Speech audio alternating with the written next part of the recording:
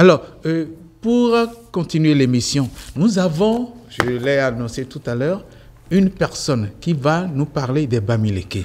Une personne, c'est Sa Majesté. Sa Majesté, je voudrais prendre le temps de pouvoir prononcer le nom. Sa Majesté, la reine Mafoticha Pouokam. Elle va finir tout l'ensemble tout à l'heure. Nous allons l'inviter à venir. Elle va nous parler. Elle a produit un ouvrage, Le matriarcat en pays Bamileke. Alors, qu'est-ce que cet ouvrage nous fait dire? Un ouvrage qui est de 155 pages. 155 pages avec 3 parties. Et chacune des parties est divisée en 3 chapitres. Sa Majesté, bonjour. Bonjour, merci de me recevoir. Comment vous allez? Je vais très bien. Le déplacement du pays des Bamileke jusqu'au pays de Vaudou. Vous savez que ce n'est pas très très loin. Nous sommes à peu près à 2 heures de vol. 2 heures de vol. C'est pas très loin. Oui. Alors, comment vous allez? Vous êtes diplomate. Vous êtes diplomate de carrière. Vous êtes dans la diplomatie de tout ce qui touche aux relations internationales. Diplomatie internationale. Vous êtes conseiller en gouvernance financière. Exact. De votre rôle de conseiller financier à celui d'écrivaine qui parle du matriarcat en pays Bamileke. Comment ce pas été fait? Vous êtes Bamileke vous-même? Bien évidemment, je suis originaire de l'ouest du Cameroun, dans la région des Grassfields. Oui, la région des Grassfields qui couvre la région des Bamileke. Exactement. C'est-à-dire que c'est aussi bien dans l'ouest du Cameroun, au nord-ouest et au sud-ouest. Donc c'est tout un ensemble qu'on appelle les Grassfields en fait. D'accord. Alors, comment on parle des pays les Bamileke, c'est une entité, je dirais, une entité, pas une ethnie. C'est un peuple. C'est un peuple. C'est un peuple qui est bien connu pour beaucoup de choses. Tout à fait. Oui. Et vous avez voulu que cet ouvrage puisse nous montrer une bonne partie du peuple, que le peuple est un peuple matriarcal. Oui, tout à fait. C'est vrai que le peuple Bamileke, on est comme tous les peuples, je vais dire, dans le monde, en Afrique. Oui. Nous avons une identité qui est assez forte et marquée. Oui.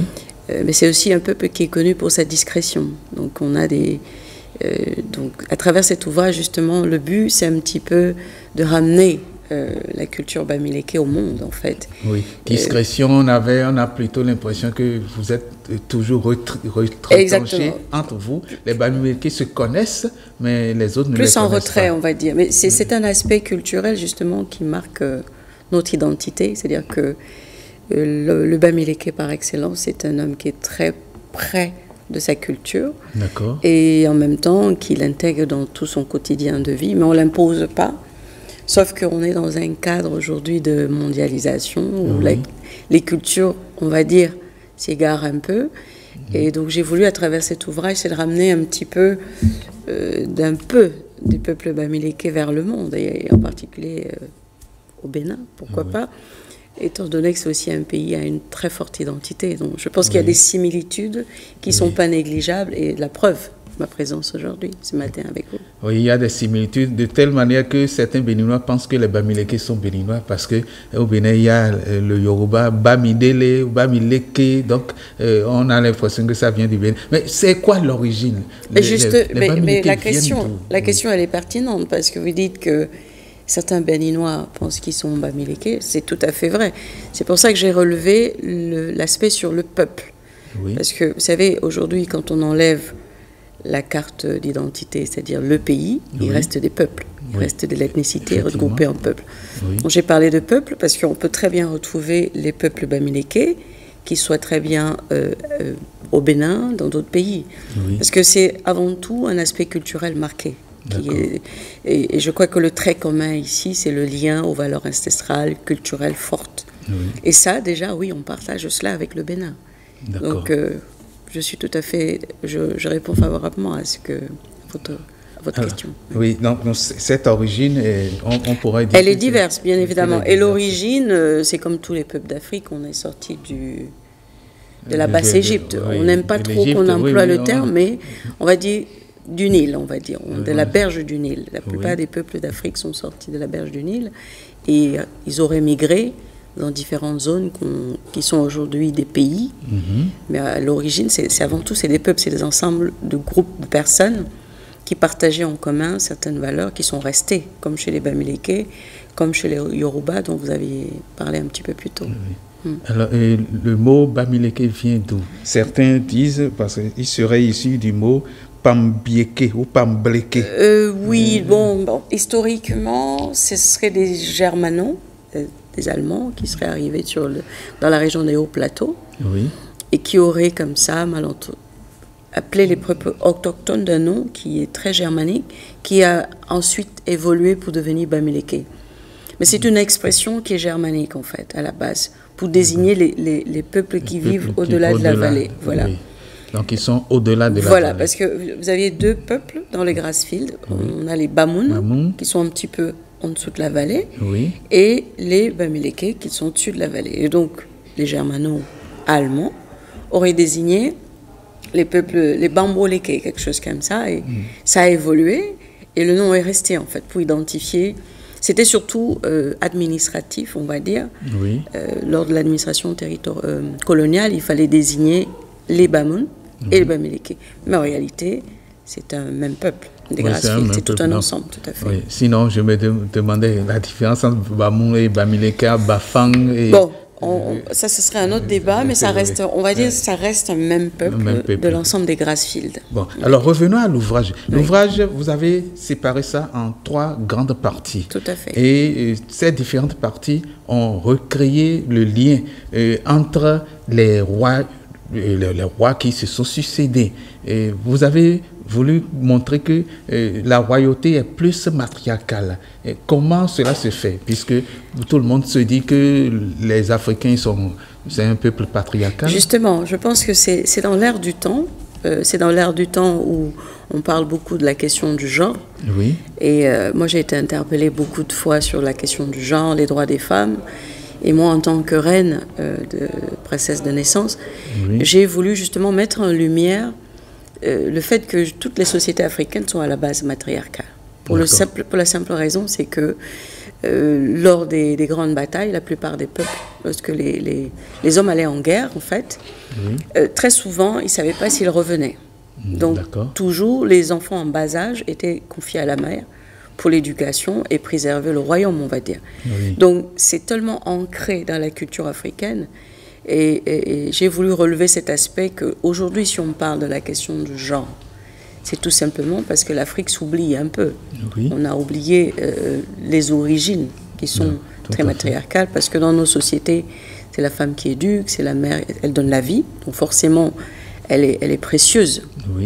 D'ailleurs, on décrit la femme africaine comme celle qui est la gardienne des trois éléments sacrés qui sont... Elle garde le trône, elle protège le roi, elle protège le futur roi. D'accord. Donc, c'est cet ancrage matriarcal que j'ai voulu un petit peu mettre en lumière.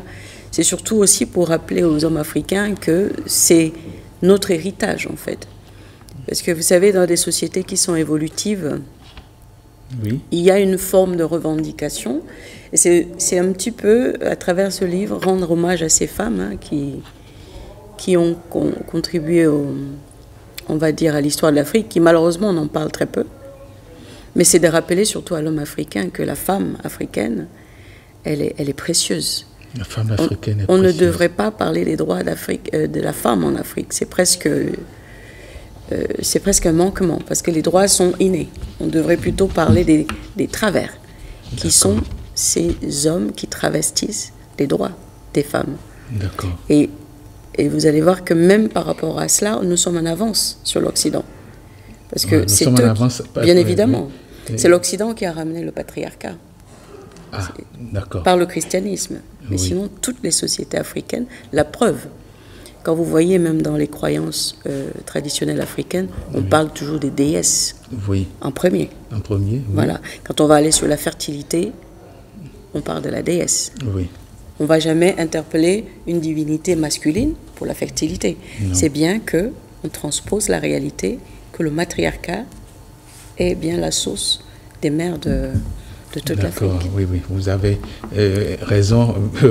Vous avez raison de faire aussi le parallélisme avec le Bénin où tout ce qui est culte endogène, je voudrais excuser ce mot, tout ce qui est culte traditionnel, ce sont les mères qui sont à la base, qui restent en retrait pour pouvoir soutenir ce qui est fait par les prêtres. Ce sont les prêtresses qui sont en retrait. Absolument. Alors, le matriarcat, est-ce que c'est marqué, en pays bamiléké, est-ce que c'est marqué de manière frontale? Est-ce qu'on voit, est-ce qu'on le sent directement lorsqu'on vient en pays bamiléké, ou bien les femmes restent en retrait pour travailler? Est-ce qu'elles s'affichent? Je suis devant vous. C'est bien que oui, c'est marqué. C'est vrai. Oui. Nous avons, en fait, je veux dire, le contexte bamiléké est très, très original, qui mérite d'être qu'on en parle. Oui. Je vois par exemple, moi en tant que reine, souvent je suis interpellée parce qu'on me confond à l'épouse du roi, ce qui serait la logique. Oui. Mais quand je dis je suis une reine de plein droit qu'un roi, que j'ai été élue dans les mêmes, thronisée dans les mêmes conditions, ça surprend.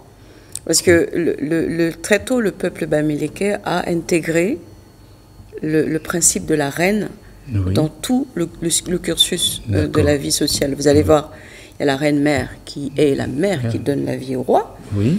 Il y a la reine-mère qui est l'épouse du roi. Oui. Il y a la reine-mère qui est de lignée royale, dans mon cas.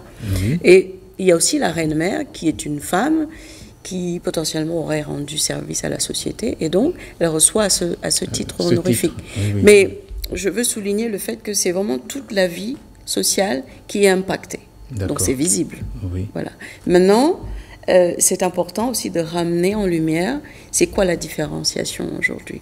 C'est pour vous dire que le matriarcat est complètement intégré à la société bamiléké. Parce que sans la reine, il n'y a pas de roi. Aussi, pour justement permettre l'équilibre, il y a aussi des reines qui vont avoir leur cour, et les rois leur cour. Oui. Les reines qui vont aussi participer aux sociétés secrètes au même rythme que les rois. Pourquoi c'est fait ainsi?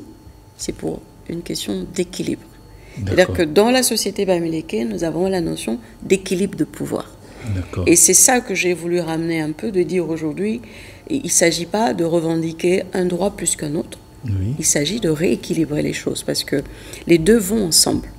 Vous allez voir dans la trinité originale de l'Afrique, c'est le père, la mère et l'enfant. Oui. Bon, dans le christianisme, on a fait différemment. On a ramené le père, le fils, on a supprimé la maman. Oui. On a ramené par le Saint-Esprit. Mais dans les cultures ancestrales africaines, c'est le père, la mère, côte à côte, c'est bien le mâle, la femelle qui donne naissance. Et donc, dans la société bamiléké, cet équilibre est respecté, on va dire. On ne va pas finir de parler de tout l'ouvrage des bamiléké. L'ouvrage, on peut le retrouver où? Pour l'instant, on a une dédicace aujourd'hui à l'hôtel Nobila. Oui, aujourd'hui, ce vendredi, exact, 28 février 2025, à l'hôtel Nobila. Exact, à 18h. À 18h. Et donc, il y aura un communiqué dans les prochains jours. On a sélectionné une ou deux librairies qui pourront nous représenter. Mais je pense que sur place aussi à l'hôtel, vous pourrez avoir des renseignements. Ça pourra se prendre. Merci infiniment. Je ne sais pas si je vais encore faire l'exercice. Mafo ticha pour kam mpelevi. Pele 6. Ah, pardon, c'est 6. Autant pour moi. Non, ne vous inquiétez pas. En même temps, vous n'êtes pas obligé de prononcer le nom dans l'intégralité. Oui, on l'a souligné, le fait que le nom est une identité. C'est aussi un rappel que le nom est une identité. J'ai un nom de naissance. Oui. Je suis née princesse avec un autre nom. Je suis devenue reine avec un autre nom. Mais il faut comprendre que chaque nom porte une empreinte. D'accord. Et de manière raccourcie, enfin, on ne peut pas appeler ça majesté avec des diminutifs, mais de manière raccourcie, comment on peut vous appeler? Mamafo, c'est tout. Mamafo. Oui, la reine des reines ou la reine mère, enfin, ça me va très bien. D'accord. La reine mère, Mamafo. Merci infiniment. Merci de m'avoir reçu. Passage. Merci beaucoup. Et en avant pour le livre, Le matriarcat en pays bamiléké.